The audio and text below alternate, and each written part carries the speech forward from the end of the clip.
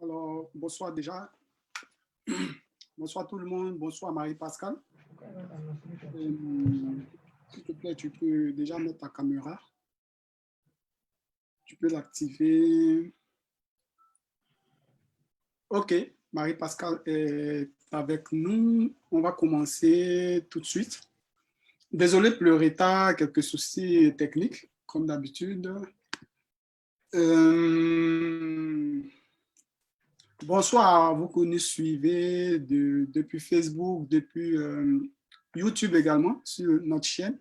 YouTube, il y a le direct qui est diffusé là-bas. N'hésitez pas à nous rejoindre aussi dans la salle sur Zoom si vous avez l'occasion. Sinon, à 30, on va verrouiller la salle et vous pourrez justement continuer à nous suivre sur les différents canaux, les différents médias. Alors, pour nous, c'est un plaisir de la recevoir aujourd'hui, Marie-Pascale Baillet, qui n'est vraiment pas à présenter pour ceux qui sont très actifs et actifs au niveau de la communauté technologique. Et ça fait plus de 5 ans, je pense qu'on se connaît personnellement. Et on fait du bon boulot. Elle n'a pas hésité justement à nous donner son OK pour justement distiller son savoir avec nous encore sur ce qui la passionne. Donc, on ne va pas perdre encore du temps. Merci à toi, Marie-Pascale, d'avoir accepté notre invitation. Merci à toutes les équipes qui travaillent d'arrache-pied pour qu'on puisse effectivement avoir des visuels, pour qu'on puisse avoir des diffusions sur Facebook, sur Twitter, sur YouTube directement. Donc, c'est l'occasion aussi pour moi de remercier aussi les partenaires qui nous suivent. Et à la fin, on aura une petite surprise pour l'un de nos partenaires de manière particulière. Donc, pour vous qui suivez, n'hésitez pas à partager cette séance dans votre réseau. N'hésitez pas à partager autour de vous pour que le maximum de personnes puissent justement bénéficier de cette formation qui est gratuite. Ça aurait été dans d'autres cadres, ça allait être encore plus cher, mais on permet justement à Marie-Pascale de pouvoir vous partager en fait ce qui la passionne. Bref, Marie-Pascale, tu as toute la place. Donc, comme on sait si bien le faire, c'est en 3 temps, en fait, nos différentes activités. La première phase, c'est la phase justement où on pose les bases avec tout ce qui est théorique autour du thème. Bien entendu, si tu as un PowerPoint, tu as la possibilité de partager le PowerPoint. Et la seconde partie, c'est ensuite celle qui permet de justement donner des outils ou parler d'un cas pratique pour qu'on puisse lier l'utile à l'agréable. Et enfin, il y a une série de questions-réponses pour ceux qui sont sur les réseaux ou pour ceux qui nous suivent directement au niveau de Zoom, qui sont avec nous sur Zoom via le chat. Donc, Marie-Pascale, tu as toute la place. À chaque moment, je pourrais en fait réapparaître, mais il ne faut pas te laisser distraire. Donc, je peux couper ma vidéo et puis on te laisse sur ta place. Merci. D'accord. Merci encore à Noélie. Vous m'entendez? Il a disparu, mais j'espère. Parfaitement. D'accord. OK. Donc, je te remercie et je remercie toutes les communautés qui se sont retrouvées pour travailler sur ce projet. C'est une excellente initiative. Moi-même, j'ai suivi plusieurs directs et je pense que c'est une initiative à saluer, d'autant plus qu'on est dans une période très particulière où on ne peut pas se déplacer et vraiment encore, bravo. C'est bien de ne pas laisser la communauté mourir, c'est bien de partager son savoir et c'est pour moi tout un honneur que d'être là ce soir pour parler de marketing Noélie m'a mis dans les problèmes, toute l'équipe m'a mis dans les problèmes. On va essayer de partager de petites astuces pour mettre en avant nos produits. Et puis, j'espère que ce sera vraiment un échange très ouvert. Si vous avez des questions, n'hésitez pas à les écrire. Et puis, voilà, j'ai préparé un petit PowerPoint, mais on va vraiment échanger. Donc, je vais vous partager mon écran maintenant et puis on va commencer. En attendant, je profite pour me présenter. Je ne me suis pas présentée, Noélie. Donc, je suis Marie-Pascale Baillet, responsable marketing et commercial pour l'entreprise Paraclet. Paraclet qui est une agence digitale qui fait des sites Internet, des applications web et mobiles, de la communication digitale et des systèmes d'information. Nous implémentons des solutions pour des entreprises, en fait.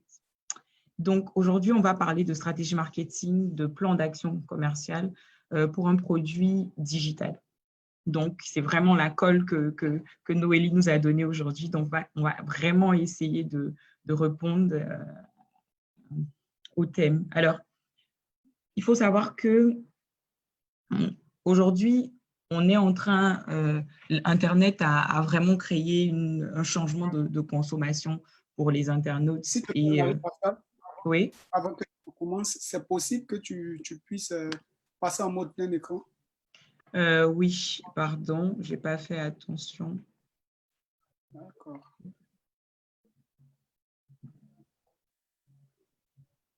Je suis en train de…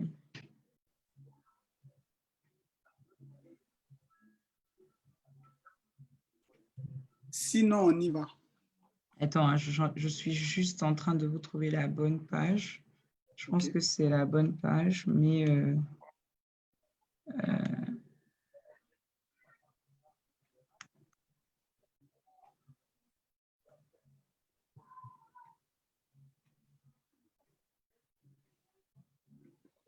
j'ai des difficultés à trouver.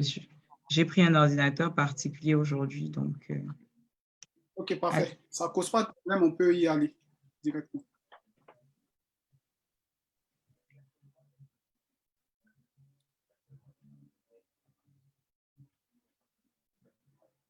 Donc, pendant que Marie-Pascale permet justement de trouver le mode plein écran, donc moi, je prends la peine de saluer ceux qui sont présents avec nous. Sur Facebook, je vois Franck Cyril, soit salué. Je vois Janvier Billet, soit salué. Je vois aussi Empereur Katake, soit salué, qui a même tagué un de ses gars. Donc, c'est déjà super. N'hésitez pas à partager le direct, les gars. Et on salue aussi ceux qui sont avec nous sur Zoom, Andronique Hachi, Marie-Alice, on a Canel, on a Armand Conan et tous les autres. Donc, c'est un réel plaisir pour nous de partager en fait ces sessions avec vous.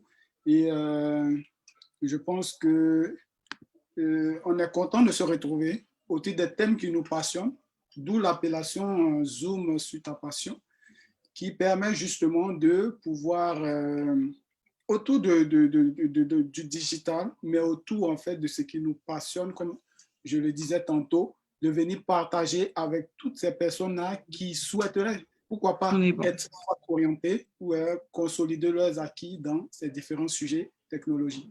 Merci Marie-Pascale, le micro est à toi. Merci beaucoup Noélie. Aujourd'hui, c'est toi qui fais le MC, c'est tout drôle, mais merci beaucoup. Alors, je disais en amont que aujourd'hui, la majorité des gens ne veulent pas qu'on leur vende des produits. On a vraiment des problématiques quand on entend je veux vendre. Aujourd'hui, les internautes, tout le monde veut qu'on réponde à un besoin. On a besoin de répondre à un besoin. Pour nous, on veut répondre à un besoin. Et donc, dans cette optique-là, il nous faut penser une stratégie marketing. Donc, aujourd'hui, on ne vous invite pas à vendre un produit, mais on vous demande de répondre et d'apporter une solution. Internet est venu changer la donne des consommations. Tout le monde recherche d'abord un produit sur Internet avant de partir commander quelque chose, avant de faire le choix d'un produit à un autre. Et aujourd'hui, on a décidé de parler de quelques clés qui vont nous aider à établir notre stratégie marketing. Donc, de façon simple, la stratégie marketing, c'est un plan d'action élaboré. C'est un plan d'action élaboré et coordonné, mis en avant pour atteindre des objectifs. Donc,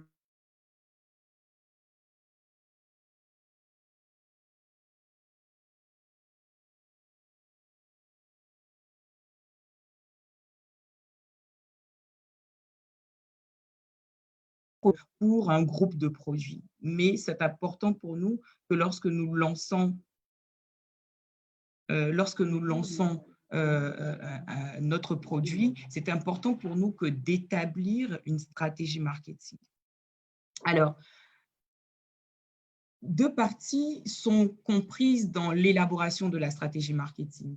Elle est comprise pour la première partie de la partie stratégique. Donc, dans la partie stratégique, il vous faut répondre à 3 points. Un diagnostic, établir ou définir un objectif, et puis travailler sur un positionnement. Si vous décidez de lancer un produit, il vous faut répondre à ces 3 points-là pour avoir une visibilité et savoir où vous voulez vous positionner. Alors, dans le diagnostic, vous répondez simplement à des questions. Vous prenez un petit papier et vous lancez sur les forces, les faiblesses, les opportunités, les menaces. En cas pratique, on verra un projet que j'ai envie de dénoncer maintenant, c'est que nous, en interne, on a chez nous un projet qu'on a lancé depuis quelques années, qui est un outil, qui est un Digital Events Planner.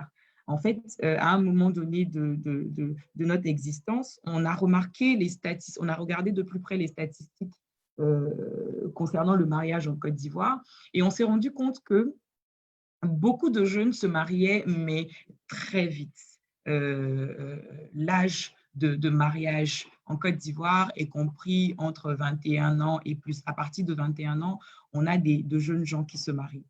Lorsqu'on regarde également les statistiques de personnes qui travaillent, on remarque qu'il y a beaucoup de jeunes qui rentrent très tôt dans le monde du travail. Donc, si on compare, on se met dans un univers, on se rend compte qu'il y aura forcément à un moment des personnes qui sont intégrées en entreprise, qui sont jeunes et qui auront un projet de mariage. Mais ces personnes qui sont intégrées en entreprise, qui sont à la fois connectées, n'ont pas forcément le temps de répondre aux organisations de mariage, courir sur les courses et tout ça. Et donc, nous, on a pensé une solution digitale pour répondre aux questions d'organisation de mariage, pour leur permettre d'anticiper sur les pratiques de l'organisation, pour avoir des idées sur ce que constitue l'organisation de mariage. Et donc, si vous prenez l'exemple de ce produit-là, par exemple, on dira que notre force, c'est par exemple répondre aux besoins de l'organisation du mariage. Une des faiblesses serait peut-être la non-connectivité de toutes les personnes qui pourraient être intéressées par le produit, parce qu'on sait qu'en Afrique, en Côte d'Ivoire également, on est certes connecté, mais on n'est pas totalement connecté. Il existe encore des zones en Côte d'Ivoire où il n'y a pas de connectivité. Dans le cas de ce projet, qui est un produit digital, les opportunités seraient par exemple vraiment la grande influence des réseaux sociaux, l'utilisation quotidienne d'Internet pour une certaine classe de personnes existe quand même. Donc, nous, par exemple, qui sommes présents sur ce partage. Et puis, on noterait dans notre diagnostic toutes sortes de menaces qui viendraient entraver les actions commerciales et marketing de notre projet, comme par exemple la présence de projets similaires, l'existence même de produits commerciaux pareils que ce que nous lançons. Ce qu'il faut retenir dans cette partie, c'est qu'il est important de définir des objectifs quand on lance un produit. Dans une stratégie marketing, il est important de travailler les forces, les faiblesses, de faire un diagnostic, mais au sorti de ce travail de diagnostic, on veut arriver à définir des objectifs. Et les objectifs, il faut les quantifier. Il faut dire quel est l'objectif quantitatif que je me donne, et puis se dire, par exemple, augmenter son chiffre d'affaires ou bien augmenter ses ventes, par exemple, ou augmenter ses inscriptions pour un site Internet.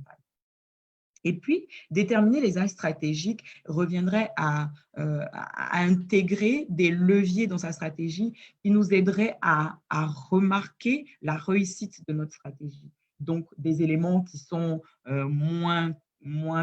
qui sont également importants. Il faudrait par exemple fidéliser les consommateurs, regarder l'existant, recruter de nouveaux clients. Lorsque vous allez vous documenter sur le marketing digital, vous allez entendre parler de beaucoup de leviers et beaucoup de règles.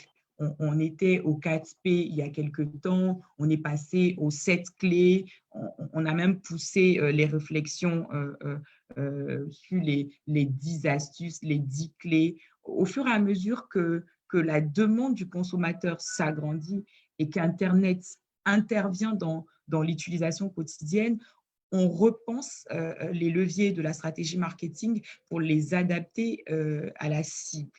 Donc, aujourd'hui, j'ai envie de vous partager 7 clés pour une stratégie marketing efficace. La première chose qu'on ferait lorsqu'on est en train d'élaborer sa stratégie marketing, ce serait de penser au produit. On lance une stratégie marketing parce qu'on a un produit qu'on veut mettre en avant. Donc, parler du produit, ce serait de se demander qu'est-ce qu'on veut mettre, qu'est-ce qu'on veut commercialiser, qu'est-ce qu'on vend exactement.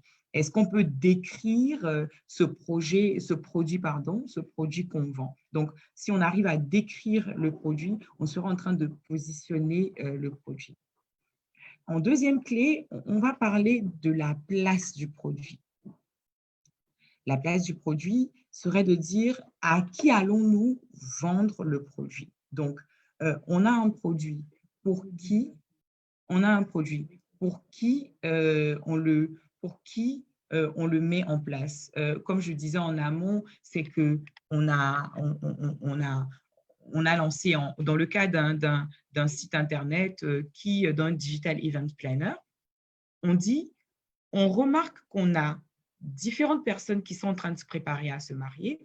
On a en Côte d'Ivoire beaucoup de jeunes qui sont en couple et qui n'ont pas encore passé le cap du mariage. Donc, on veut positionner une solution qui va permettre à ces potentiels clients de répondre à un besoin. Donc, on est en train de répondre à une solution. On a des personnes qui sont connectées, qui travaillent tout le temps, mais qui veulent se marier. Donc, on dit, la place de notre produit, c'est de répondre aux besoins de cette cible de personnes. La deuxième chose qui est importante à avoir lorsqu'on est en train de travailler sa stratégie marketing, c'est le prix. Si on a le produit et qu'on a la place du produit qui nous donne une visibilité sur la cible, c'est important pour nous que de penser le bon prix pour le produit. Si vous avez un produit comme des friandises pour enfants et que la place de ce produit-là dans votre stratégie marketing, c'est d'assembler les familles, de répondre aux besoins des enfants, vous ne pouvez pas positionner le prix du produit sans tenir compte du fait que le produit ne sera acheté en majorité par les parents, les amis et non pas par les enfants. Donc, c'est important pour vous de fixer le prix du produit en fonction de l'environnement dans lequel il va évoluer. On va dire, vous allez voir quand on avancera, dans le cas du projet du Digital Event Planner qui s'appelle Jour de Joie, qui est disponible sur www.jourdejoie.com. C'est un projet qui aide à organiser et à planifier plus sereinement son mariage. Et on a un service commercial derrière, mais qui ne coûte vraiment pas cher pour répondre aux besoins de la cible qui était déjà dans une situation très stressante. Donc, c'est important que de définir un bon prix pour le produit. Même si on a un excellent produit et que le prix n'est pas adapté à la cible, on risque de ne pas sortir le produit, de ne pas atteindre notre objectif commercial et marketing. Donc, c'est important. Si on a le produit, la place et le prix, la chose à laquelle on pense directement, c'est la promotion. J'ai l'habitude de dire aux clients que je rencontre, c'est comme si vous avez un site Internet et après, vous ne communiquez pas sur les réseaux sociaux pour donner l'URL de votre site, ou c'est comme si vous aviez une montre à la main, mais vous ne prenez pas le soin de la porter et de la mettre en valeur. Donc, c'est important pour vous, dans l'élaboration de votre stratégie marketing, de penser à la promotion. Comment allons-nous informer nos clients? C'est important. Si vous avez un produit, nous, dans le cas, dans l'exemple euh, de notre solution digitale dans l'organisation de mariage, on apporte une solution digitale qui vient aider l'organisation de mariage.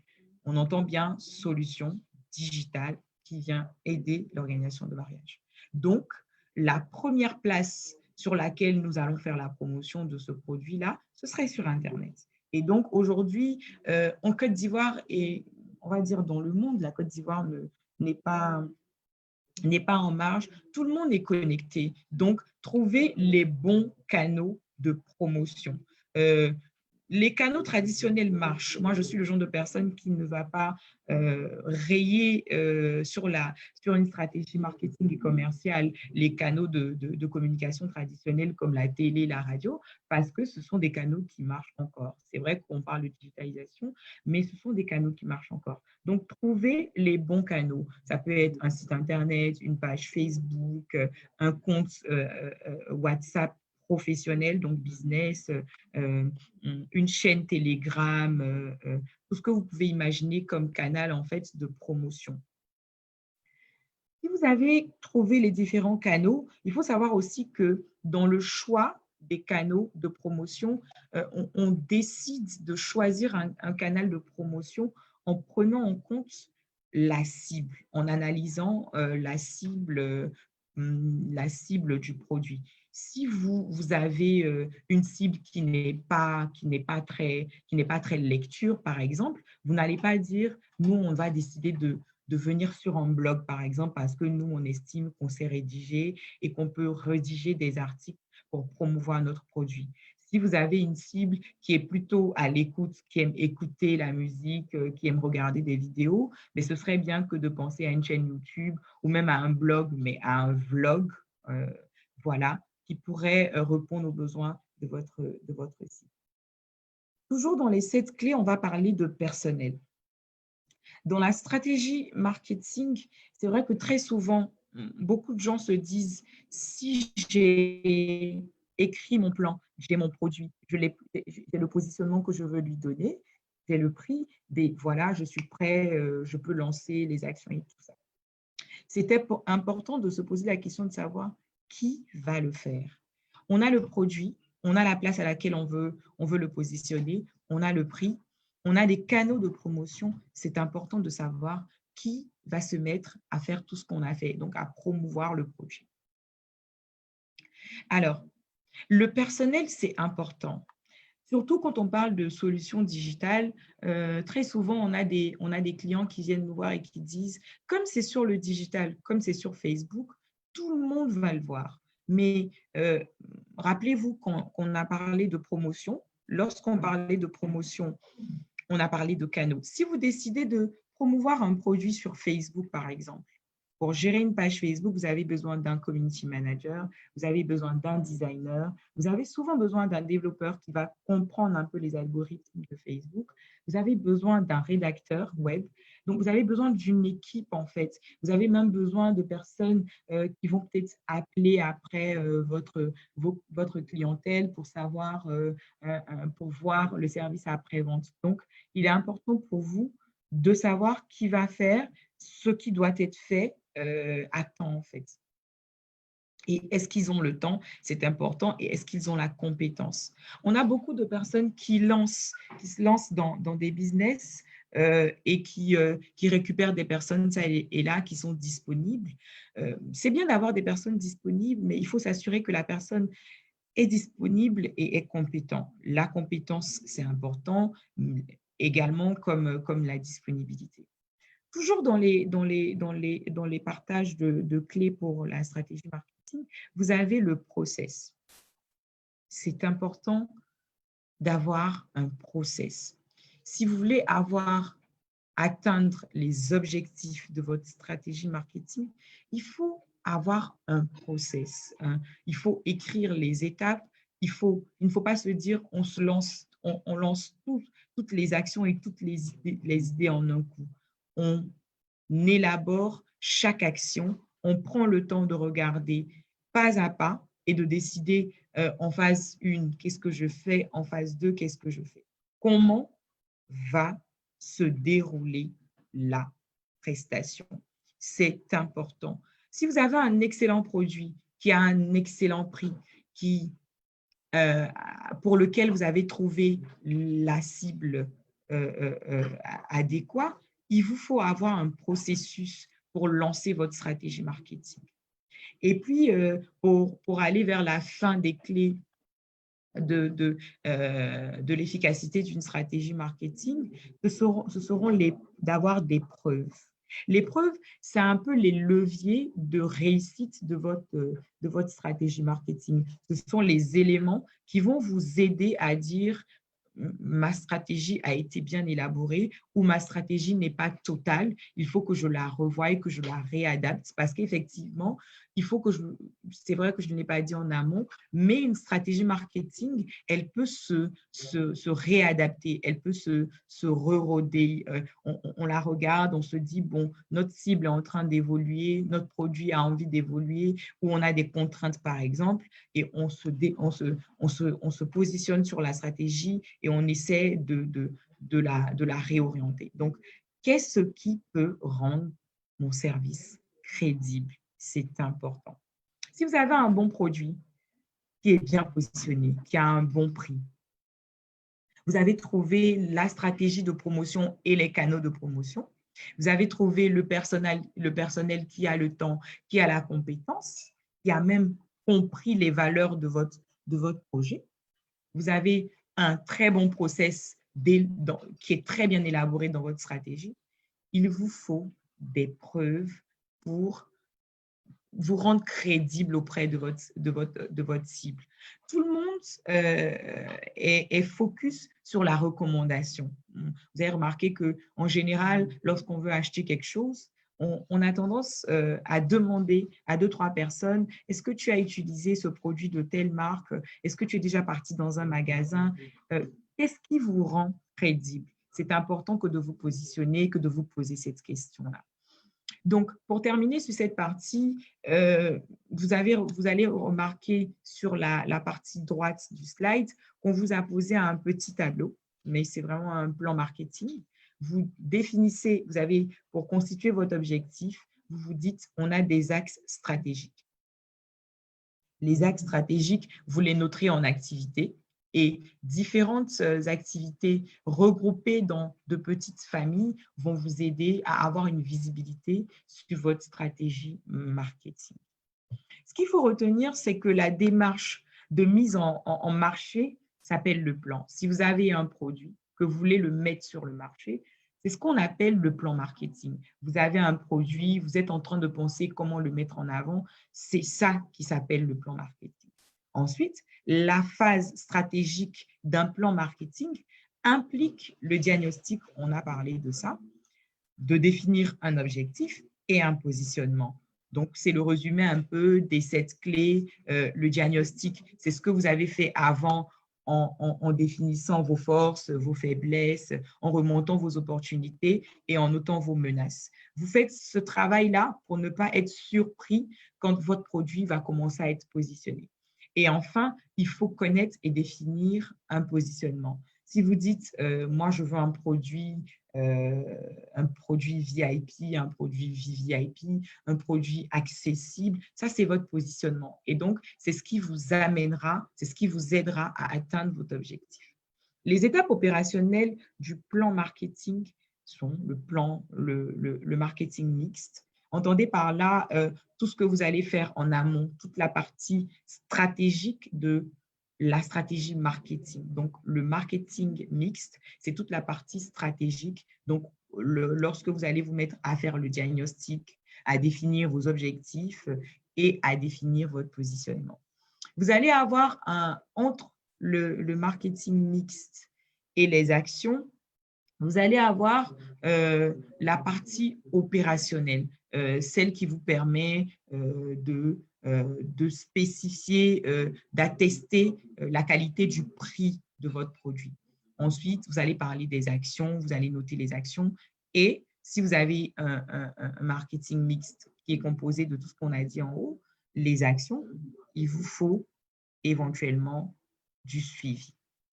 Alors, avant de lancer, quand vous avez fini de rédiger votre stratégie marketing, évidemment, la seconde phase, c'est d'élaborer un plan commercial.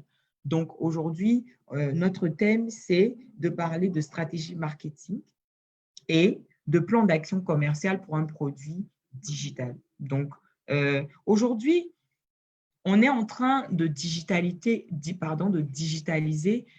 tous les services. Pourquoi? Parce qu'Internet est venu, est vraiment partie intégrante du quotidien de tout le monde, on va dire de la majorité des gens.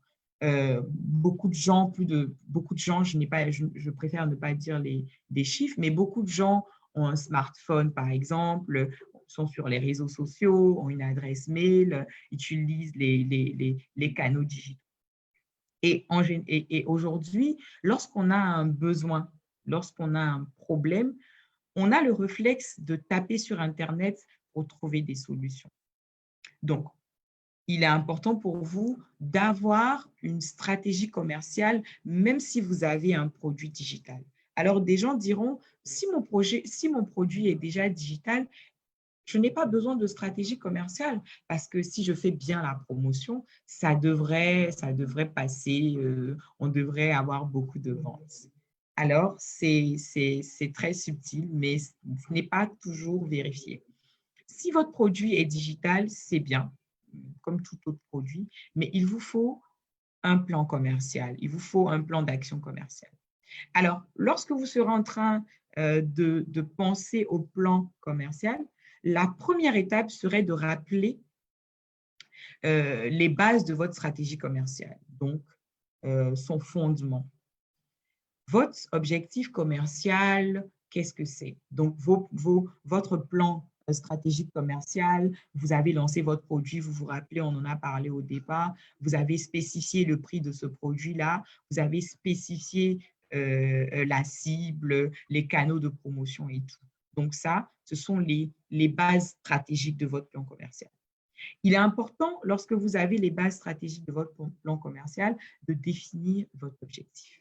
Dans un plan d'action commerciale, votre objectif serait par exemple de vendre 6 000 exemplaires de votre produit ou de vendre, je ne sais pas quel produit je prendrai. Dans le cas de notre exemple qui est la solution, le Digital Event Planner dont je parlais en amont, on dirait l'un des objectifs commerciaux serait d'amener les inscrits de la plateforme à utiliser l'un des produits du projet qui est commercialisé sur le projet. Donc, il vous faut définir votre objectif dans votre plan commercial.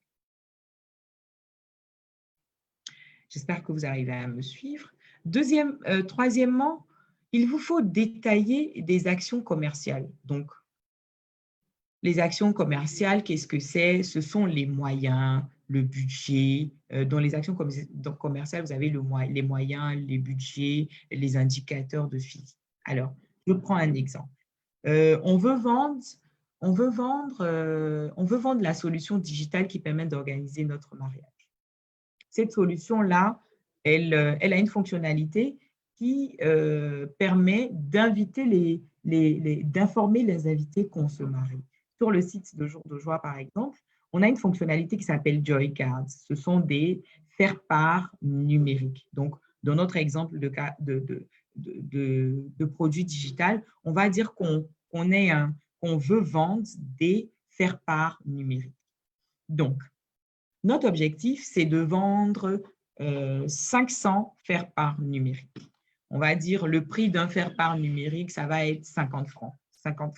Donc, ce faire-part-là, il peut être vendu par SMS, par mail et via les réseaux sociaux.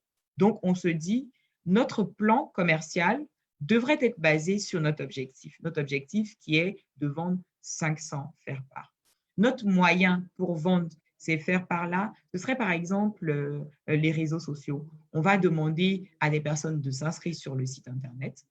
Lorsqu'ils auront créé un compte sur le site Internet, qu'ils auront renseigné les informations, ils pourront basculer sur l'offre qui est de payer des faire-part numériques pour inviter ou remercier leurs mariés, pour inviter leurs invités, pour informer qu'ils se marient. Donc, il faut, lorsque vous avez des actions commerciales, si vous dites par exemple, on va créer une page Facebook, sur la page Facebook, on va communiquer sur le produit commercial, communiquer serait de faire des vidéos, serait de prendre un designer par exemple pour faire des vidéos, de prendre un community manager qui va assurer la communication, de participer à des événements physiques pour faire la promotion du produit commercial, de passer sur des canaux de communication comme la télévision, la radio et tout ça. Il est important de définir pour chaque action qu'on a énumérée un budget. Vous définissez pour chaque action les moyens et le budget et ensuite, vous choisirez par priorité et par possibilité budgétaire les actions que vous allez lancer. Très souvent, lorsqu'on a un produit, on pense directement à la télévision, aux panneaux publicitaires, on pense à faire des spots radio et tout ça. On écrit toutes ces actions-là. Ce sont des actions commerciales, effectivement. On pense aussi à du sponsoring sur les réseaux sociaux. Tout ça, c'est à lister.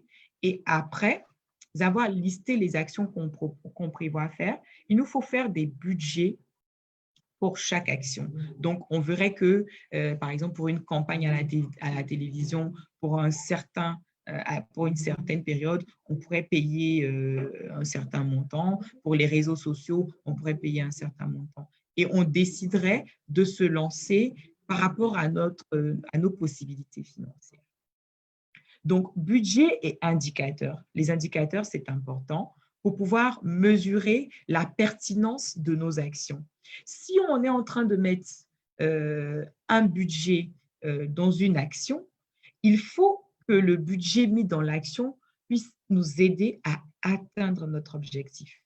Parce que vous savez, un plan d'action commerciale, c'est pour gagner de l'argent. C'est pour vendre un produit et avoir des bénéfices. Donc, si on décide d'avoir une action et que le budget pour arriver à l'action est plus grand que le bénéfice qu'on va avoir, on va devoir repenser la stratégie, le choix de l'action. On pense plan d'action commerciale pour gagner de l'argent. Donc, on essaiera de faire des actions commerciales qui ne vont pas nous coûter plus que ce que nous coûte le produit. Parce qu'à la fin des fins, on veut faire du profit. Pardon, je reviens sur la slide. Et puis après, il nous faut encore, dans un plan d'action commerciale, il nous faut un planning d'action. On a défini notre produit, on a défini nos objectifs, on a défini le nombre de produits qu'on veut vendre. On a dit sur un an, on veut vendre tel nombre de produits, on veut le vendre à telle cible particulière. Il est important de faire un planning d'action. Si vous voulez être un très bon commercial et un très bon marketeur, vous devez être un très bon planificateur. C'est important. Vous écrivez toutes ces actions-là et vous les avez en visu. Moi, en général, pour chacun de mes projets ou chacun de mes produits, je prends le temps d'écrire et moi, je suis quelqu'un de visuel. Donc, je prends le temps d'écrire et de regarder à chaque fois pour avoir en tête mes actions pour ne pas m'écarter du plan que je me suis fixé. Donc, c'est important d'avoir un planning d'action. Pour ça, donc, je vous invite à visiter le site www.jourdejoie.com qui est en principe l'exemple de produit digital. C'est un Digital Event Planner, c'est un projet que nous portons. C'est www.jourdejoie.com. Donc, c'est un digital event planner qui aide les futurs mariés à avoir une visibilité sur l'organisation de leur mariage. Donc, c'est un projet, c'était au départ une solution qui n'était pas digitalisée. Donc, on part du constat que beaucoup de jeunes veulent se marier, travaillent, mais n'ont pas forcément le temps de partir à organiser le mariage. Vous voyez, par exemple, les questions administratives parties dans les mairies et tout, avoir même les contacts des professionnels dans le mariage. Donc, on prend le besoin du client. On l'avait dit en début, il faut penser problème et solution. Donc, on prend le besoin du client et aux besoins du client, au problème du client, on apporte une solution. Donc, on vient répondre aux problèmes de l'organisation de mariage. Ensuite, on se dit, si on organise son mariage, toujours dans l'organisation du mariage, l'un des problèmes qu'on a, c'est la communication sur l'événement. Vous allez remarquer que beaucoup de gens vont vous dire, quand je voulais me marier, je n'avais pas forcément eu le temps d'inviter tout le monde, d'informer tout le monde ou d'avoir la visibilité sur qui va venir au mariage, à quel moment et tout ça.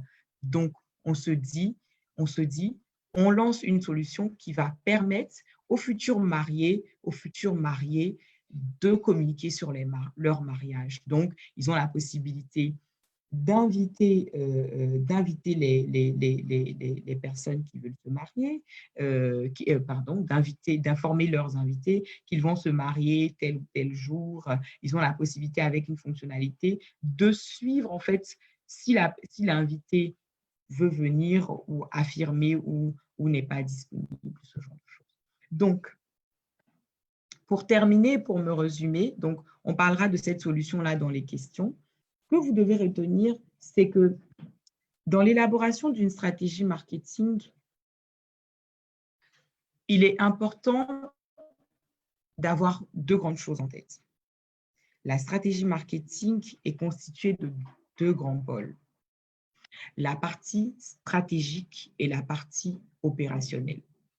La partie stratégique, c'est tout ce qu'on va faire avant l'exécution. On va travailler sur le diagnostic, donc comprendre notre produit, les forces, les faiblesses, l'environnement du produit. On va définir nos objectifs pour savoir où on veut aller.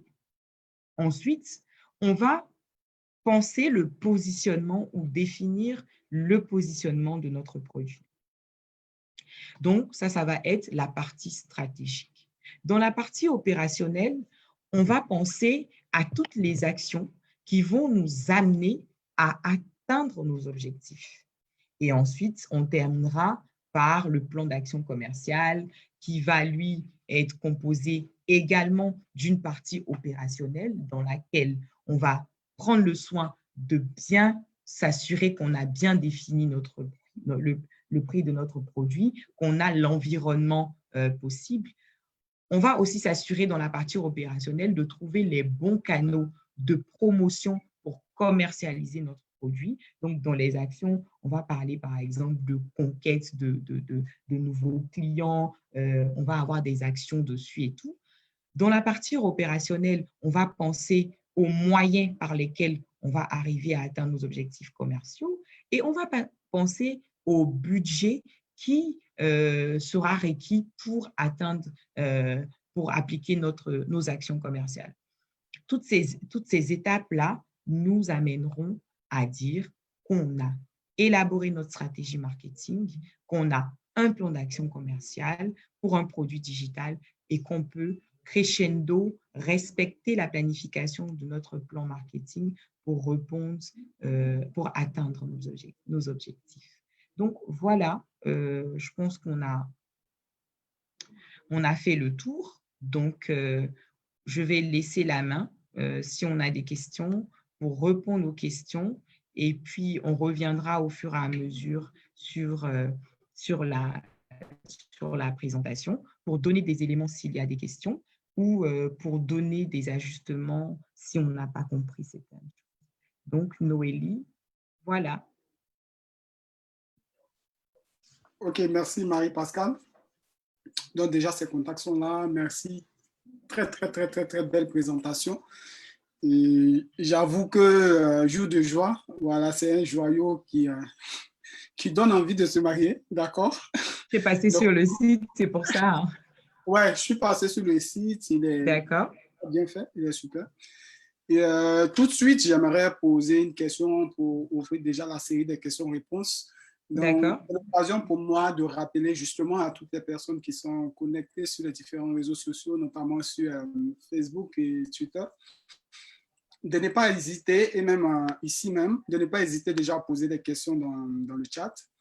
Et on pourra vous donner l'occasion pour vous qui êtes là en présentiel de poser de vive voix vos questions et même pour vous qui êtes en ligne de poser via des commentaires et nous allons justement faire remonter ces informations au niveau de notre rencontre Zoom ici.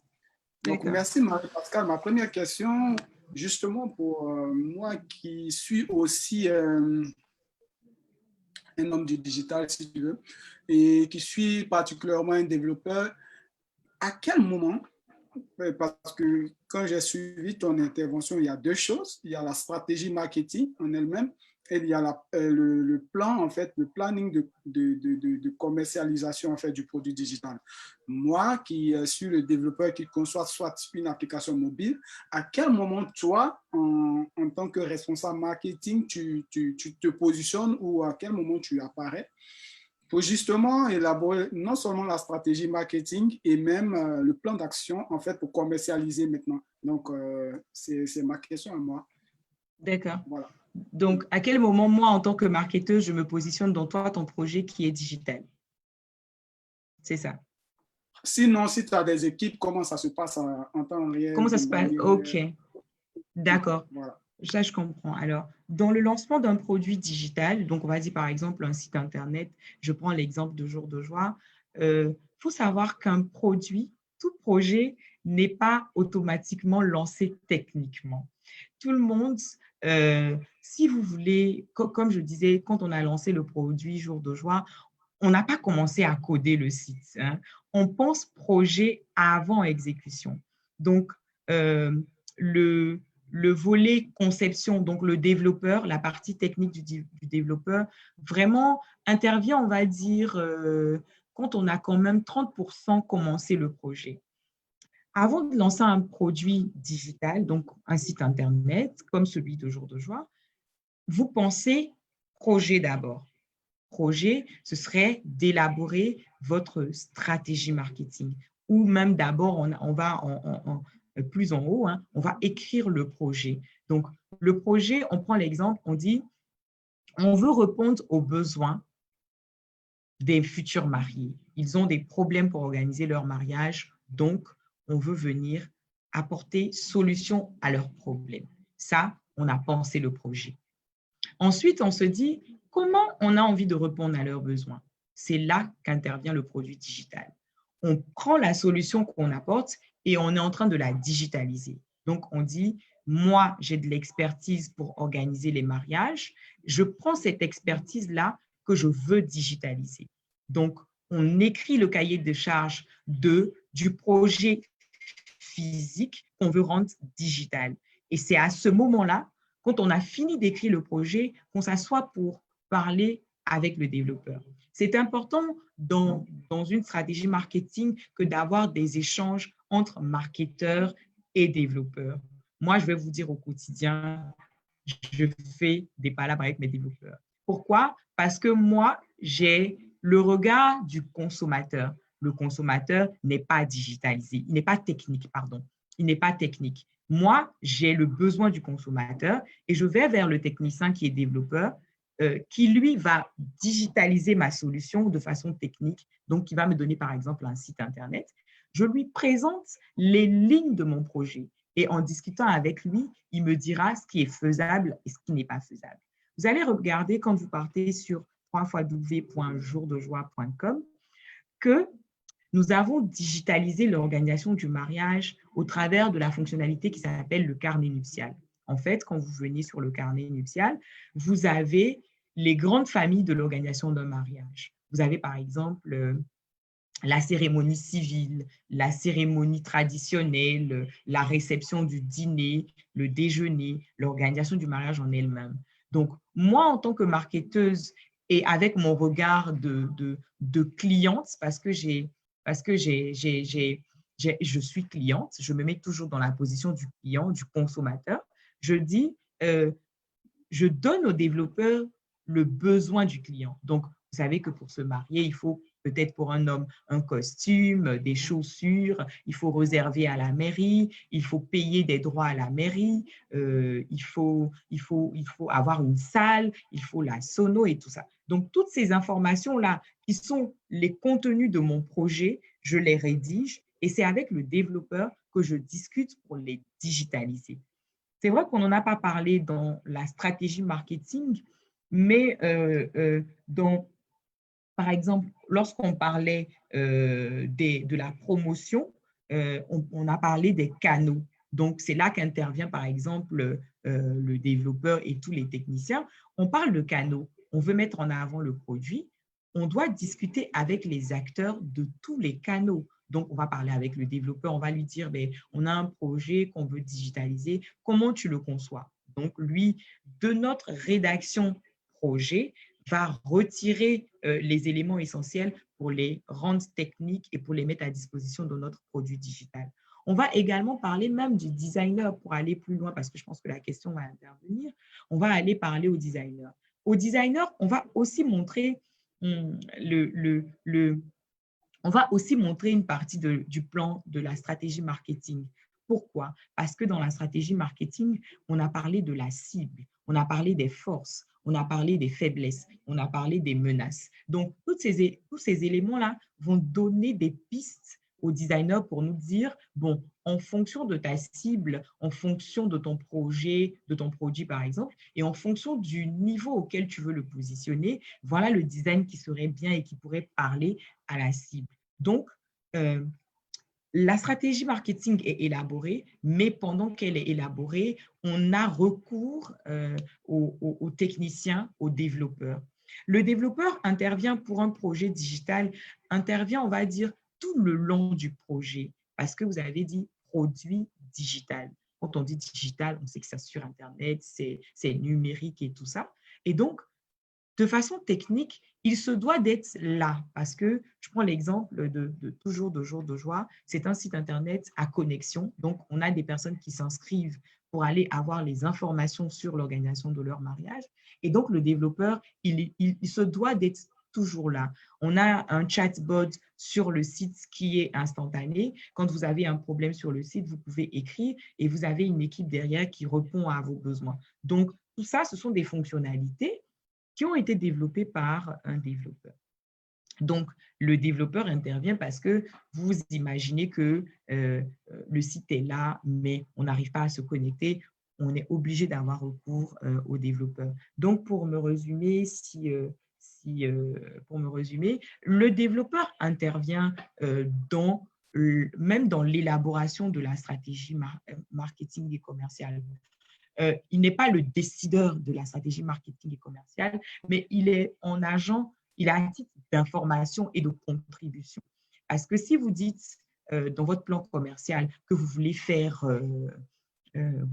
des campagnes sur des sites, ou vous voulez faire du référencement, vous avez besoin du référencement sur Internet, que ce soit du référencement payant ou du référencement naturel, vous aurez besoin de discuter avec le technicien pour vous assurer que vos actions sont réalistes en fait. Il pourra vous dire, oui, dans ce cas-là, il vous faut un référencement payant parce que votre positionnement est de telle sorte que il faut qu'on ait des campagnes payantes pour pouvoir avoir plus de visibilité en fait.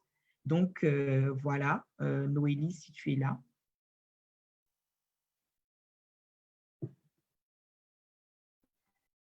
Ok, parfait, je suis là.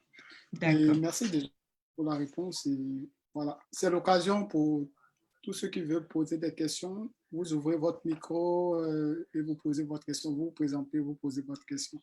Pareil pour ceux qui sont sur Facebook, n'hésitez pas à nous laisser un commentaire si vous avez des questions. Merci. Moi, j'ai quelqu'un qui me dit, je n'ai pas parlé des canaux, je n'ai pas parlé de la partie communicationnelle du plan, de la stratégie marketing, et c'est vrai. Euh, Si vous avez un produit que vous avez défini, qui est très bien, qui a un bon prix, c'est important que d'avoir les bons axes de communication. Dans la stratégie marketing, la stratégie de communication digitale intervient également. C'est vrai qu'on ne l'a pas, on ne l'a pas listé dans la présentation, mais dans la stratégie marketing, vous avez un axe de communication. Il vous faut avoir une stratégie de communication digitale qui va vous aider à mettre en avant votre produit. Sachant que vous avez, dans le cas d'un produit digital, c'est important que d'avoir une communication digitale très bien élaborée. Donc, entendez par communication digitale le fait de concevoir un site Internet. Aujourd'hui, un site Internet, c'est une carte de visite professionnelle. Si vous avez un produit, vous n'avez pas de raison de ne pas avoir un site Internet. En plus, un site Internet vous positionne sur Internet. Si vous avez un produit digital, la première personne qui va penser à votre produit, en général, on aura le réflexe de le taper sur Internet. Et donc, si on le tape sur un moteur de recherche et qu'on ne voit pas un site, bon, c'est pas top, quoi. Vous devez penser aussi à la communication sur les réseaux sociaux. Si vous avez un produit digital que vous n'êtes pas sur les réseaux sociaux, mais il y a un problème, mais vraiment il y a un problème pour parler comme les Ivoiriens. Vous devez d'avoir une présence sur les réseaux sociaux. Mais vous allez me dire, est-ce qu'il faut aller sur tous les réseaux sociaux en même temps? Non. Moi, je suis le genre de personne en général, je dis à mes clients, il faut aller crescendo. Quand les entrepreneurs pensent à lancer une solution qui n'était pas digitale sur du digital, on se dit de façon novice qu'il nous faut partir sur tous les canaux, sur tous les réseaux sociaux, comme ça on sera vu de tout le monde. Non, on définit un canal de communication par rapport à la cible. Si vous vendez des produits pour des retraités, par exemple, vous allez regarder les réseaux sociaux sur lesquels on a une très grande connexion de personnes en âge de retraite. Ça, c'est important. Si vous vendez un produit qui s'offre à tout le monde, vous allez prendre les réseaux sociaux qui sont utilisés de tout le monde. Donc, c'est important. Ensuite, toujours dans la partie communicationnelle, comme je disais, c'est important d'avoir un contenu qui parle parce que vous allez remarquer, la publicité, ça fait vendre, ça fait acheter, ça fait acheter. Si vous avez une jolie tête sur une affiche, c'est clair que vous aurez plus de possibilités d'écouler votre produit que si vous n'avez pas d'image, par exemple. On pourra en discuter peut-être après, mais quand de votre communication, aujourd'hui, tout le monde le sait, mais je le redirai, diversifier les contenus de communication, c'est important. Aujourd'hui, on en a assez via le digital. On a des articles, on a des micro-articles comme les publications qu'on voit sur les réseaux sociaux. On a les vidéos 3D, les motion design, les animatiques. On a des créas, on a des articles de blog, on a des podcasts. On a tellement de contenu pour pouvoir amener les gens en fait à payer notre produit. Et puis aussi, on peut surfer sur les challenges, par exemple. On a de la collaboration avec les influenceurs qui pourraient nous ramener des ventes.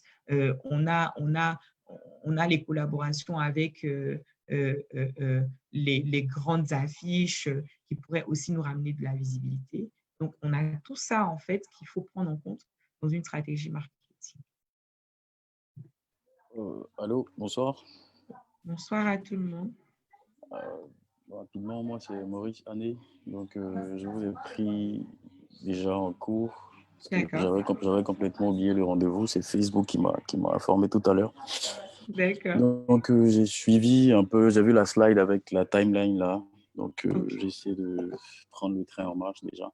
Bon, déjà, merci pour ta présentation.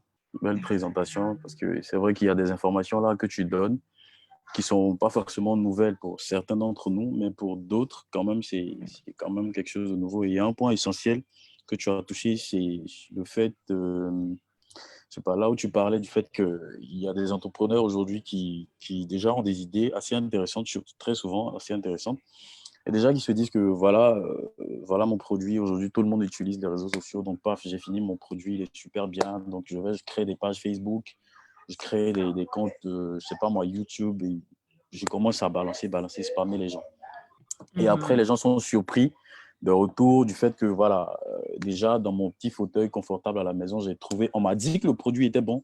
Malheureusement, je ne comprends pas pourquoi j'ai investi de l'argent, mais les retours ne sont pas ceux espérés. Voilà. Donc, déjà, merci pour ta présentation parce que ces points-là sont quand même assez intéressants. Là où je voulais, ce sur quoi je voulais revenir, c'est d'abord, premièrement, concernant le rôle du développeur dans le process, donc on va dire le cycle de vie d'un produit digital. Donc, je pense que tu as beaucoup insisté sur le thème développeur, mais la précision que je voulais apporter, c'est que très souvent, ça dépend de la configuration, en fait, on va dire, je sais pas si je peux dire l'équipe ou de l'environnement. Parce qu'il y a des environnements dans lesquels vous avez des teams pour presque tout, en fait. Donc là, le développeur, ce n'est pas celui qu'on voit directement. Vous avez des product managers, des product designers, il y a des équipes pour tout faire. Donc là, dans ce genre d'environnement, vous allez voir que le développeur n'est pas, enfin, au bas niveau, c'est l'une des ressources qui est touchée directement. Mais là, tout de suite, on ne voit pas le développeur. Il y a toute une équipe qui est devant.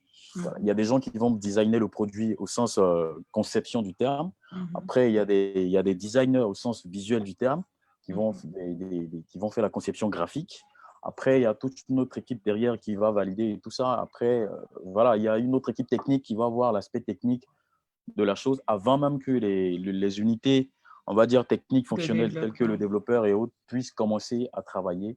Mais encore une fois, c'est comme je l'ai dit, ça dépend de la configuration de l'environnement parce que si vous avez une équipe qui est très réduite, la plupart du temps, on voit que le boss même parle directement au développeur. Il y a des réunions dans les meetings dans lesquels on a le client qui parle au développeur. Et ça, c'est dans un autre type de configuration. Voilà, c'est la première précision que je voulais apporter. La deuxième chose, c'est concernant je ne sais pas si Noélie est là. En fait, il avait posé la question de savoir si, par exemple, pour lui qui est développeur, s'il conçoit, par exemple, une application mobile, comment est-ce que le process allait se dérouler. Je pense que tu as essayé d'expliquer un peu. Et c'est là que j'ai dit que ça dépend de la configuration. Mais si on revient dans le deuxième cas de figure, ce que je voulais apporter comme élément de réponse, c'est que là, ça dépend vraiment, vraiment des objectifs, d'abord du besoin de la problématique qu'on essaie de résoudre. Parce que si on est seul ou on est avec un collaborateur, tous deux quelque part, on est très inspiré, on développe un produit super génial qui marche très bien, tout le monde approuve. Dans ce cas de figure, le plan ou la stratégie marketing du produit va vraiment dépendre. Est-ce qu'on est en mode startup où on a des financements? Dans ce cas, peut-être qu'on va je sais pas moi, outsourcer la partie marketing et communication selon les moyens disponibles et surtout, encore une fois, selon les objectifs et la problématique que résout le produit. Donc là, si on est en incubation, peut-être qu'en fonction de l'argent qu'on a, des fonds qu'on a, on pourra peut-être, je sais pas moi, outsourcer, voir une équipe spécialisée dans tout ce qui est marketing de produits digitaux ou voilà, une équipe de product manager pour faire ce boulot-là. Ou alors, si on n'a pas cet argent nécessaire, moi, je vois plein d'entrepreneurs qui s'improvisent, on va dire, comme je l'ai dit, je ne sais pas moi, je sais pas comment les appeler, mais c'est déjà bien de fouiller un peu tous les terrains. C'est d'ailleurs même intéressant parce que ça permet déjà d'avoir une vision plus ou moins de ce qui nous attend sur le terrain, du gros du boulot à faire, même si c'est un crescendo. Déjà, et ça permet aussi de soit pivoter, on va dire le business model si on n'est pas aligné avec le marché, ou bien revoir carrément tous les process d'acquisition client. Et ça nous permet aussi de ne pas être novice dans les discussions de décision concernant tout ce qui est orientation commerciale, orientation business.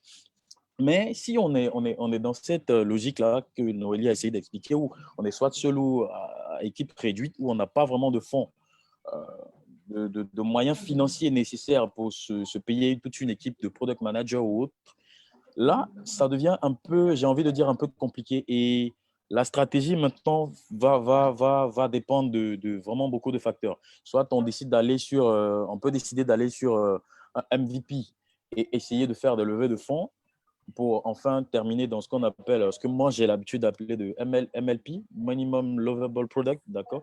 Donc, on part d'un produit minimum viable à un produit minimum qui est aimé, si je peux traduire ça comme ça. Voilà. Donc, ce point-là, je pense que c'est le cas de figure qu'on rencontre le plus aujourd'hui. Parce que déjà, pour faire des levées de fonds, il faut, je veux dire, il y a beaucoup d'aspects qui entrent en jeu pour pouvoir arriver à ce stade-là. Il n'y a pas que le produit qui doit être bon, il y a aussi tout un tas de choses, notamment la problématique qu'on essaie de résoudre, comment on compte vivre. Déjà, comme je l'ai dit, très souvent, les gens se disent que entrer sur le terrain, c'est le plus difficile. Alors que là, moi, je pense que ce n'est pas la partie la plus difficile du jeu, c'est plutôt rester sur le terrain, rester sur le marché. Et déjà, si on n'a pas, comme tu l'as si bien dit, si on n'a pas une bonne stratégie, un bon plan marketing déjà initialement, je suis d'accord qu'on peut l'améliorer, on peut le redresser plus tard. Mais si déjà, dès le début, on n'a pas une idée claire ou une stratégie claire sur comment on compte vendre le produit, on a un problème, on a la solution au problème, comment on compte, on va dire, faire accepter cette solution aux gens et surtout comment la vendre à des prix assez raisonnables qui vont permettre de faire vivre notre business dans le temps. Donc, c'est surtout ces problématiques-là, à ces problématiques-là qu'on fait face, surtout quand on est, on va dire, j'ai envie de dire, seul en griffe, entrepreneur ou à équipe réduite et on est surtout dans des environnements où, on va dire, les venture capital et toutes ces choses-là sont carrément nouvelles. Ouais. Donc, c'est ce que je voulais apporter comme élément on va dire, comme contribution. Parce que déjà, je ne veux pas que les gens se disent, le plan que tu as déroulé, OK, j'ai la recette, je prends, je travaille sur mon idée, je déroule. Non, ça demande beaucoup d'énergie déjà, beaucoup d'organisation. Et très souvent, ça demande une équipe aussi. Même si c'est 2-3 individus, ça demande quand même de la matière grise pour y réfléchir et des personnes compétentes et surtout qualifiées pour le domaine. Comme je l'ai dit aujourd'hui, on entend des gens par-ci, par-là, quand tu leur dis, OK, je te conseille, ça, je termine sur ça, je te conseille d'aller voir, par exemple, des personnes, quand on parle de marketing, social media marketing aujourd'hui, il y a carrément, si vous prenez, ça je sors un peu du cadre, si vous prenez les États-Unis ou même les pays anglophones africains, il y a des gens qui ont pris le métier au sérieux, qui se sont constitués en cabinet, en entreprise et ça marche très bien. Donc aujourd'hui, quand vous dites à quelqu'un, voilà, vu ton business, vu ce que je vois, en tout cas en tant que client ou en tant qu'entrepreneur, homme de métier, ce que je te conseillerais, c'est déjà de chercher un petit budget, essayer d'aller voir des personnes spécialisées dans le domaine et travailler avec elles pour voir quelle petite stratégie en griffe vous pourrez mettre en place déjà pour commencer. Et petit à petit, tu essaies de grossir le budget en faisant peut-être des levées de fonds et autres avec je sais pas moi, tous les moyens que tu peux pour monter au fur et à mesure. J'entends les gens dire, ouais, mais bon, je peux créer ma page Facebook, je sais comment on gère les pages. Parce que les gens se disent qu'aujourd'hui, le social media marketing, ça s'arrête seulement à publier du contenu, spammer les gens sur les réseaux. Parce que même le contenu qu'on envoie, qu'il soit écrit ou visuel, c'est du contenu réfléchi. Exactement. Du contenu réfléchi en fonction de l'objectif, on va dire, financier, marketing et technique visé derrière. Le contenu, il est assez réfléchi. Donc, ça, c'est des éléments vraiment qu'il faut très souvent souligner. Et malheureusement, c'est des messages qui passent difficilement parce que les gens, comme je l'ai dit, en compte Facebook déjà se disent, voilà, il faut créer ta page Facebook, tu vois quelqu'un qui peut faire de Photoshop rapidement, il t'envoie des images, là, tu postes, et puis ça marche.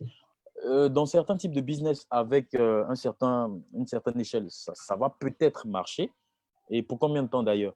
Mais après, c'est pas vraiment, j'ai envie de dire, c'est pas assez professionnel et on est très souvent étonné de voir que le business peut-être avait décollé initialement avec le bouche à oreille et les quelques vues qu'on avait. Mais après, on est surpris de voir que voilà, le truc, il descend, il pique, tout simplement parce qu'on a cru qu'en spammant simplement les réseaux sociaux, on allait avoir les résultats, on va dire, escomptés tant financiers on va dire, Que sur le positionnement, positionnel. par Et exemple. une autre erreur encore qu'on voit, c'est que les gens se disent qu'on n'a qu'à payer, voilà, payer. Là, j'ai vu que dans ton intervention, tu parlais de référencement. Tu as pris un exemple du référencement. On a le référencement payant, le référencement organique et tout ça. Donc, malheureusement, on a des gens qui se disent, OK, si je paye, ça veut dire que je serai visible ou bien j'aurai tel nombre de likes. Moi, je vois des publicités un peu aberrantes sur les réseaux où les gens te disent, si tu payes tant, tu auras tel nombre de likes, tel nombre de followers.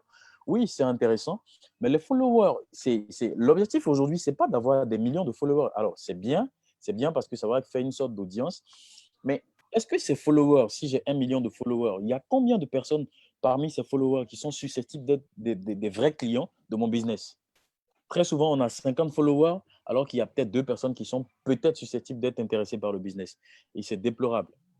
Ouais. Et c'est pour ça qu'aujourd'hui, vous allez remarquer que les entreprises, peu importe leur secteur d'activité, ont 2 gros problèmes majeurs. Soit un problème de conversion, soit un problème de trafic. Donc, que ce soit un business digital, c'est-à-dire en ligne et tout ça, ou un business physique, vous allez voir qu'on a un problème de conversion, 2 problèmes de trafic. Donc, rapidement, pour expliquer pour ceux qui s'y perdent un peu, déjà, si je prends une boutique, un business qui a soit une boutique physique, qu'elle ait une boutique physique ou en ligne, peu importe, mais si on prend quelqu'un qui a une boutique physique et une petite présence en ligne, pour cette personne-là, vous allez voir que pour certains types de business, le gros problème, c'est comment convertir les personnes qui viennent soit dans la boutique en ligne ou la boutique physique là, en clients. Donc, il y a des gens qui viennent demander les prix des produits, qui appellent même souvent, qui vont en ligne, qui passent même souvent des commandes, qui rentrent dans un process d'acquisition et après, paf, qui disparaissent. Donc là, on a un gros problème de conversion. Les gens, ils n'ont pas de problème de trafic, ils ont un problème de conversion. Vous allez dans la boutique d'à côté, eux, ils n'ont pas de problème de conversion, mais ils ont un gros problème de trafic. Donc, eux, on va parler de visibilité. Ici, c'est par exemple en ligne, même physique, on en parle de visibilité. Ces derniers-là, eux, on ne sait pas comment, ils ne savent pas comment faire pour exposer le business au grand public, mais dès qu'ils attrapent 2-3 clients potentiels, paf, sur les deux ou sur les 5 personnes qui entrent potentiellement sur le business en ligne ou physiquement, il y a 4 ou il y a 3, il y a les 80 ou les 70% qui deviennent automatiquement clients. Donc, encore une fois, bravo pour ta présentation parce que c'est des aspects sur lesquels les gens, en tout cas, il y a plein de personnes, plein de business, d'entreprises qui négligent, qui sont assez légers sur ces aspects-là, alors que ces deux aspects-là, enfin, pardon, ces éléments concernant tout ce qui est plan d'action, stratégie marketing qui vont permettre de rentabiliser le business parce que, encore une fois, l'objectif, c'est de faire du cash, c'est de faire du profit, même si derrière, on a d'autres bénéfices sociaux, on a d'autres objectifs sociaux et trucs, mais l'objectif principal, c'est ça. Donc, c'était ma petite contribution de la soirée. Encore Merci une fois, beaucoup, Maurice. Merci beaucoup à toi. merci. Noélie, tu as d'autres questions? Sinon, je peux renchérir sur ce qu'il a dit. Oui, vas-y. Donc, oui, il a touché des points, mais vraiment des points très essentiels. Au départ, il a commencé à dire, j'ai noté, c'est du produit que découle l'équipe. Ça, c'est très important. Si vous voulez vendre des bonbons en ligne, l'équipe pour digitaliser votre commerce de bonbons n'est pas la même forcément que si vous voulez vendre de l'organisation de mariage et de l'assistance à l'organisation de mariage comme le projet de jour de joie. Effectivement aussi, on n'a pas tous la chance d'avoir de grosses équipes. On a des entrepreneurs qui se lancent seuls. Les gens de 10 000 codeurs et de Côte d'Ivoire vont vous dire quand ils ont commencé, comment ils étaient seuls en train de lancer leur événement. Aujourd'hui, ils ont des designers qui leur font des créas. Je suis sûre qu'il y a quelque chose derrière. Ils nous font les directs. Noélie est là au four et au moulin et tout. L'équipe s'agrandit. Les gens qui ont commencé les directs il y a quelques temps pourront vous dire. Donc, par rapport aux produits, effectivement, l'équipe, en fait, évolue. Il y a des personnes qui sont en entreprise. Vous allez, par exemple, avoir la grande entreprise d'une compagnie de téléphonie mobile. Vous n'avez pas les mêmes problèmes. Ils vont respecter toutes les lignes d'un projet. Ils vont de l'écriture du projet, du business plan, pardon, de la stratégie marketing. On va avoir toutes les têtes dans les pôles. On va avoir un project manager, un social media manager, un content. On va avoir toutes les grandes têtes. Et d'un autre côté, quand on est entrepreneur, on ne peut que se contenter de soi-même. Mais moi, je dis, je regarde un peu les gens qui sont connectés aussi et je dis, quand on lance un produit digital soi-même avec juste en équipe que soi-même, à un moment, il faut se faire accompagner. C'est vrai que des fois, on n'a pas d'argent, c'est ce qu'on dit quand on est entrepreneur, on n'a pas d'argent pour payer une agence digitale pour nous accompagner, mais on peut toujours écrire à une agence digitale et demander un partenariat, par exemple. Moi, je pense que c'est quelque chose que les entrepreneurs en Côte d'Ivoire, surtout, ne font pas. Peut-être qu'ils le font, mais qui n'ont pas de bons retours. Mais je pense qu'on a quand même des agences qui sont prêtes à accompagner des projets juste pour les mettre en avant. Aujourd'hui, vous allez me dire si je dis faux, mais l'Ivoirien ou l'Africain est en train de se dire, il faut que je positionne un peu les produits locaux, les produits de mes concitoyens et tout, de mes frères et tout. Et donc, je pense que les entrepreneurs devraient aussi penser à de la collaboration, mais la collaboration écrite, parce qu'on sait toutes les polémiques sur les histoires de collaboration de projets, mais de la collaboration écrite. Moi, je suis marketeuse, je ne code pas. Le jour où je veux lancer, je ne sais pas, ma marque de vêtements, je peux voir Noélie et lui dire, j'ai mon projet, j'ai déclaré l'entreprise, mais je veux que tu sois en partenariat sur tout ce qui va être technique et qu'on soit ensemble en train de travailler et ensemble, on va discuter de comment on se rémunère. Est-ce que c'est là maintenant que je dois te payer ou est-ce que c'est 2-3 ans après que mon projet demeure soit en vie. Et puis, il y a vraiment de la collaboration à avoir. L'une des choses que j'avais notées, c'est effectivement, quand on a un projet qui soit bon, à bon prix et tout, se lancer sur la communication digitale, ça s'élabore. Vraiment, encore, on a beaucoup d'entrepreneurs qui se disent, moi j'entends des clients qui disent, ah mais pourquoi Facebook, là, vous voulez faire payer? C'est gratuit, non? On crée la page gratuitement, pourquoi on va payer? Ouais, effectivement. Et pourquoi stratégie là? Moi, j'ai une cliente une fois qui m'a dit, on dit stratégie, on doit faire une stratégie pour vous. Elle dit, mais dupliquez la stratégie de quelqu'un là-bas, mettez mon logo, envoyez-moi.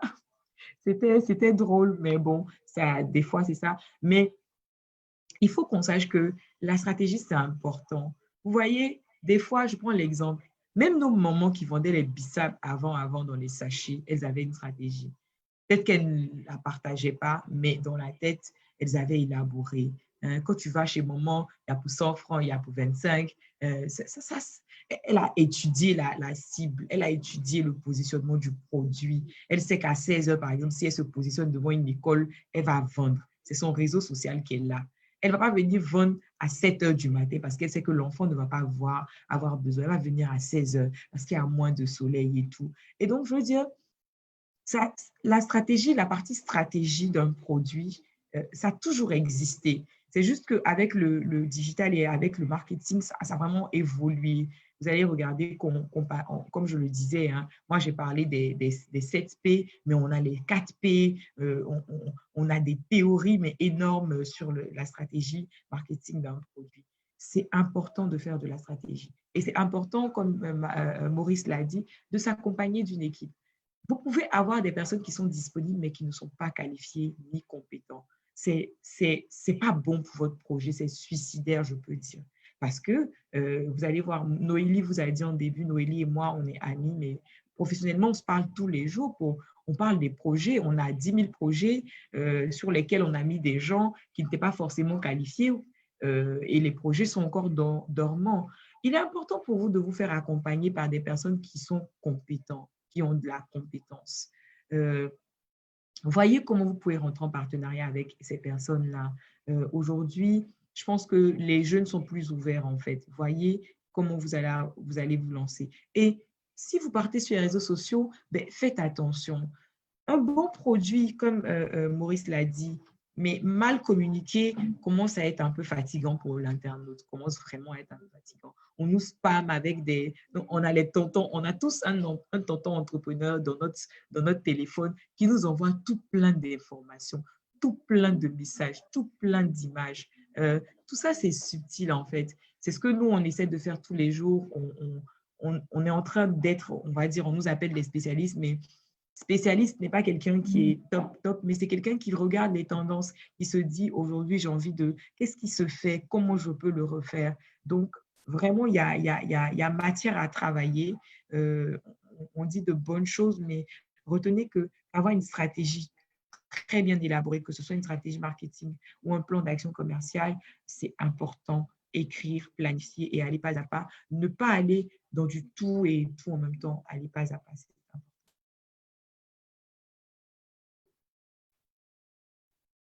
Donc, Noélie, tu es là. En tout cas, je remercie toutes les personnes qui sont là, qui nous suivent en attendant sur Facebook, sur YouTube et sur le Zoom. Vraiment, si vous avez des questions, Et, En Et plus, pour je suis disponible. ceux qui se diraient peut-être que ce que tu as dit, le dernier point que tu as soulevé, où tu disais que même si on est seul, il faut de la stratégie, il faut s'organiser.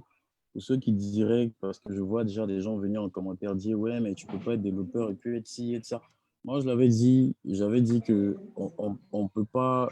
J'ai l'habitude de dire que c'est pas parce que ton tuyau est cassé que tu deviens plombier sur le coup. Donc, c'est dire que tu ne deviendras pas forcément expert, mais ça te permettra quand même de ne pas faire certaines erreurs et aussi de savoir, si par exemple tu dois t'entourer d'une équipe, ça te permettra de savoir un temps soit peu faire les bons choix, savoir approcher les bonnes personnes. Parce qu'aujourd'hui, l'opportunité business fait que plein de personnes s'auto-improvisent, je ne sais pas moi, experts en X ou Y choses. Mais après, dans les faits, dans les collaborations, on se rend compte que voilà, après, on se rend compte que c'est du temps perdu, c'est de l'énergie qu'on a gaspillée parce qu'on n'avait pas les bons indicateurs pour faire les bons choix techniques, les bons choix de collaboration par rapport à notre projet. Donc ça, c'est une parenthèse pour ceux qui se poseraient la question. Moi, Ouais, je suis à la base développeur, je ne suis pas marketeur, je ne suis pas truc, je suis à la base développeur. Donc, toutes ces choses dont je parle, c'est parce que déjà, ça vient des recherches perso, mais aussi de fruits de pas mal de collaborations avec des gens qui n'étaient pas forcément techniques, mais l'envie de me dire que, OK, moi, je dois lancer mon produit, mais c'est quoi je veux dire, qu'est-ce que mes clients veulent? Qu'est-ce que X, qu'est-ce que Y? Et les réponses à ces questions-là m'ont permis de concilier technique, donc solution technique, et puis, je veux dire, comment faire consommer ces solutions-là aux personnes qui sont enfin, qui sont nombreuses et surtout pas techniques. ouais. Voilà. Alors, pour ajouter à ce que tu dis, en fait, c'est de créer de la concordance de compétences. Si vous lancez votre projet, que vous êtes technique, ben, entourez-vous de marketeurs, entourez-vous de projects, entourez-vous de personnes qui arrivent à pousser la réflexion. C'est vrai que bon, je pense qu'on a tous besoin les uns des autres, on a tous besoin de nous parce que euh, un développeur, un technicien qui lance un produit ne pourra pas, à un moment dans son projet, il n'aura pas le regard, par exemple, du consommateur. Il va penser technique, technique et technique. Je prends l'exemple de mon agence, l'entreprise Paraclé. Des choses que nous, on fait chez nous, c'est d'essayer de faire comprendre aux clients que oui, son besoin est peut-être technique, mais ce ne sont pas que des personnes techniques qui vont utiliser la solution. Donc, il faut se mettre sur tous les plans pour avoir un regard global. Moi, personnellement, je suis certes marketeuse, mais j'ai vraiment une bonne visibilité sur la technique. Donc, ce qui me donne la possibilité de discuter avec mes développeurs et de leur dire, ben non, techniquement, peut-être que tu n'avais pas bien fait, tu aurais pu le penser comme ça. Mais c'est important que de consolider toutes les parties, la partie technique et la partie projet. C'est aussi important qu'on soit marketeur, de se faire accompagner de techniciens. Parce que vous imaginez, si, comme je disais, vous lancez une marque de vêtements un jour, le jour où vous allez avoir envie de faire un site Internet, vous allez avoir besoin d'un technicien. Et donc, au départ, il faut commencer à penser. Et si vous ne pensez pas avec le technicien au départ, mais il y aura des fonctionnalités qui ne pourront pas être prises en compte, en fait. Vous n'allez pas penser tout le produit là-bas, le laisser d'un côté, et puis quand c'est fini de rédiger, vous lui dites, bon, tiens, voilà, toi, faut le rendre digital. Ce n'est pas comme ça que ça marche. Il y a vraiment une collaboration à avoir. Et encore, je le dis, moi, je suis sur Facebook, je suis sur WhatsApp également. Vous pourrez demander à 10 000 codeurs et à la journée du code. Ils pourront vous donner mes contacts, mais je suis ouverte pour discuter. Je prends l'engagement. S'il y a des techniciens, des développeurs qui disent qu'ils ont leur solution, mais marketingment parlant ou bien commercialement parlant, ils n'ont aucune visibilité dessus, ben, on pourra discuter dans le secret professionnel pour pas qu'on me frappe après. Mais je pourrais leur dire, vous allez voir avec Noélie encore, toujours moi, je discute avec Noélie et je vois les applications qu'ils développent au quotidien et je leur dis, mais bon, si moi, j'arrive pas à me connecter, c'est pas possible. Est-ce que la tata qui est à la maison, la nounou d'un petit garçon arrive à facilement se connecter dessus? C'est très important, en fait. Donc, c'est important que vous soyez une grosse entreprise, un petit entrepreneur.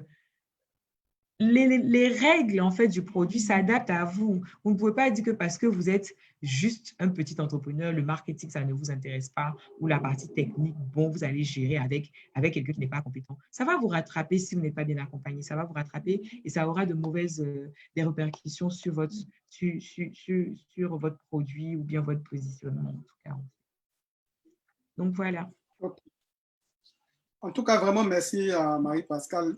Désolé, hein, souvent on va un peu même au-delà du temps, mais c'est important de le dire parce que justement, ça nous permet de pouvoir voir qu'il y a de la passion, il y a aussi nécessité justement de travailler en synergie, comme Marie-Pascale le disait, pour essayer de faire une digression. Je peux dire même que le BIM Challenge, c'est tout ça, c'est stratégique, d'accord? Donc, tout se prépare, ça n'arrive pas d'un coup, d'accord? Donc, moi, je parle avec Marie-Pascale, je suis développeur à la base, je parle avec d'autres personnes parce que c'est nécessaire justement de pouvoir collaborer sainement avec des équipes qui sont techniques et non techniques. Donc, sur cet aspect-là, il faut forcément avoir un regard 360 degrés, surtout quand tu montes les échelles et que tu deviens manager. Tu parles à beaucoup de personnes. Si tu n'as pas une claire visibilité sur le travail et sur comment communiquer avec des personnes, ça sera très difficile. Une chose est de pouvoir faire sortir une solution, mais la solution ne vit pas de manière isolée. Il faut l'accompagner, il faut mettre une stratégie de communication. Donc là encore, on va causer avec ceux qui sont dans la com, une stratégie de marketing, causer avec des marketeurs, ainsi de suite. Donc, c'est pour vous dire que c'est assez important d'échanger avec plusieurs personnes et pour revenir au sujet de causer avec, d'échanger, pardon, avec des marketeurs. C'est très important, c'est bénéfique pour vraiment être très à l'aise après avoir mis en place un produit pour le commercialiser, pour voir comment est-ce qu'il va se comporter sur le marché. Est-ce qu'il répond aux attentes du client? Parce que quoi que nous mettons en fait sur le marché, c'est pour une clientèle, une cible bien donnée. Ok, ça me permet justement de dire aussi merci à ceux qui nous ont suivis. Merci à Marie-Pascale, merci à toutes les personnes qui ont justement apporté leur additif, notamment Anne et Maurice et toutes les personnes qui sont encore avec nous. Donc, moi, je veux faire en même temps une transition pour annoncer que Zoom sur ta passion, c'est vraiment un concept qui permet en fait à toutes ces personnes-là qui souhaitent partager de manière très, très gratuite, d'accord, les connaissances, enfin, de ce qu'ils ont eu à pratiquer ou de ce qu'ils font au quotidien, qui les passionne, qui vont de-là même, en fait, de la rémunération ou de la recherche de profit tout de suite, d'accord? Donc, en cela, on a des partenaires qui nous accompagnent, notamment Akil Technologies avec Côte d'Ivoire, la communauté des développeurs, aussi avec 10 000 codeurs qui nous accompagnent sur ce coup-là. Et on est ouvert sur toutes sortes de partenariats aussi pour tous ceux qui veulent nous accompagner, notamment avec Marie-Pascale, pourquoi pas, avec toute sa team, avec Paraclet aussi. Nous sommes très ouverts. Mais c'est aussi pour nous une occasion de dire que nous sommes à l'avant-dernière présentation de la première saison. La saison va s'achever ce mois-ci. Ça fait vraiment 4 mois depuis le 1er avril que nous avons commencé ces webinaires-là. D'abord, en période de crise sanitaire, tout le monde était vraiment confiné. Donc, ça nous a permis d'apprendre beaucoup, de monter en compétences. On n'a pas chômé, en griffe, pendant cette crise sanitaire-là. Donc, moi, si vous me permettez, j'aimerais présenter le prochain intervenant. Donc, qui est, je ne sais pas si vous voyez mon écran. Donc, ouais, bon. ça c'est mon mentor, c'est un de mes coachs également, avec qui j'échange beaucoup, mais très rarement. Pour ceux qui étaient à l'édition 2018 de la Journée du Code, au niveau de, comment dirais-je, je pense que ton micro, il est ouvert, Marie-Pascale.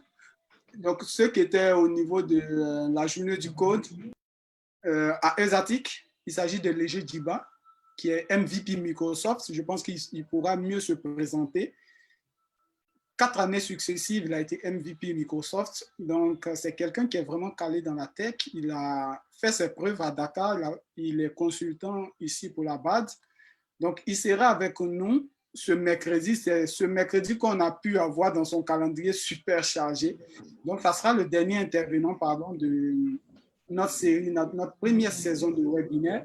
Donc, n'hésitez pas justement à checker vos amis pour les développeurs, pour les non-développeurs, pour venir savoir c'est quoi le DevOps, l'étape juste après, en fait, le développement d'une solution pour la pousser en production. Et on parlera d'Azure, Azure qui est un outil de Microsoft, vu qu'il est aussi ambassadeur Microsoft, comme je le disais, MVP de l'Afrique de l'Ouest. Donc, c'est quelqu'un qui est assez calé, mais vraiment assez calé et rigoureux. Donc, je nous demande de faire l'effort d'être là ce mercredi à 29 avec partageons aussi les affiches et puis on pourra, pourquoi pas, bénéficier de ses conseils, de son retour d'expérience sur tous les projets qu'il a chapeautés avant de venir à la barre, tout ce qu'il a fait pour des grandes structures depuis Dakar, quand c'est installé à Abidjan, des grandes structures de toute la sous-région, de l'Europe et tout ça. Donc, c'est quelqu'un d'assez vraiment très méthodique, mais je pense qu'il pourra le présenter à vous. Donc, je termine avec un dernier élément. Donc, si vous me permettez, encore. On ne saurait terminer sans présenter vraiment quelqu'un aussi qui est pour moi un mentor. Voilà, quelqu'un qui m'a aussi orienté. C'est bon d'échanger avec plusieurs personnes. Donc, il s'agit de Douglas Ndiandou. Douglas, c'est le fondateur de 10 000 codeurs. Donc, c'est son anniversaire aujourd'hui. Donc, nous prenons sur nous, en fait, l'engagement aussi de continuer cette collaboration parce que c'est quelqu'un qui a une grande vision et on ne souhaite pas s'exclure, en fait, de cette vision-là. Donc, nous disons Happy Birthday. Nous souhaitons vraiment au programme 10 000 codeurs d'aller le plus loin possible. Nous aussi, on viendra supporter à tout moment en Côte d'Ivoire, journée du code, on verra ce qu'il faut faire pour que l'Afrique puisse décoller. Et c'est dans cette perspective qu'on est. J'ai vraiment beaucoup de respect pour ce monsieur aussi qui est humble, qui est un bosseur, qui parcourt des pays, qui parcourt des villes, partout, pour essayer en fait de partager sa passion avec nous. Donc, c'était aussi la deuxième surprise pour lui parce qu'il ne savait pas forcément qu'on allait lui souhaiter un joyeux anniversaire lors du webinaire. Donc, happy birthday, M. Douglas Ndiandou, et puis que ces 1 an de plus vous accorde beaucoup de bonnes choses. Donc, sur ce, moi, je pense que j'en ai fini. Je laisse Marie-Pascale, justement, donner un mot de fin, un conseil, lancer un appel, pourquoi pas. Et puis, voilà, on pourra clore la session tranquillement avec notre générique. Merci. D'accord, je tenais à vous remercier, vous qui êtes restés, surtout ceux de Zoom, parce qu'ils sont là, ils sont là. Vraiment, merci beaucoup. On espère qu'à la semaine prochaine, vous allez prendre le soin de partager le lien, parce que pour nous, je le dis avec l'accord de Noélie et de toute son équipe, c'est à la fois de partager ce genre de petite expérience avec des acteurs du digital, mais également avec des personnes qui ne sont pas digitalisées, parce que vous avez remarqué qu'avec la période sanitaire, Internet, la digitalisation s'est imposée à nous. Aujourd'hui, on a tous les entrepreneurs qui pensent à digitaliser leurs solutions et leurs produits. Donc, on vous invite, on vous encourage à partager, à liker toutes les pages de l'initiative. Moi, je le dis, je prends l'engagement à activer les notifications. Et puis, par rapport à votre activité, pensée stratégie marketing, pensée stratégie, vraiment, pensée stratégie. On a envie de venir regarder les statistiques dans 2 ans, dans 5 ans de la Côte d'Ivoire et voir des PME qui ne meurent pas au bout de 3 ans, voir des PME qui ont des solutions qui sont entrées sur le marché mais qui sont restés viables et qui se sont améliorés.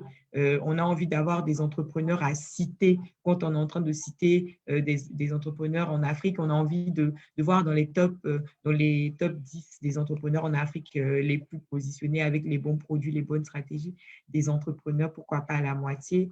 Notre désir est d'encourager le travail à la jeunesse parce que c'est ça le plus important. On regarde tout ce qui se fait sur Internet, mais c'est le travail qui est le plus important. Je veux aussi rappeler à tout le monde que le coronavirus existe toujours. Donc, c'est vrai, c'est pour ça qu'on est en ligne aujourd'hui. Sinon, on serait peut-être à l'Hôtel Ivoire ou je ne sais pas encore dans quelle salle en train de faire nos événements du web qu'on adore, où on se voit et tout ça. Mais rappelons-nous des gestes barrières, protégeons-nous. Si on se protège, on est en train de protéger les autres. Et puis, on continue les échanges via la page des différents canaux. Et puis, je suis disponible sur Facebook. N'hésitez pas à m'écrire. Et puis encore, merci à Noélie pour cette opportunité. Ce n'était pas évident, je les ai fatigués, mais bon, voilà. Merci beaucoup à toute l'équipe. Et puis, on vous souhaite beaucoup de courage, beaucoup de courage. Ça a été un plaisir. Ok, merci Marie-Pascale, merci tout le monde et bonne soirée chez vous. On reste connecté sur les différents canaux. Merci.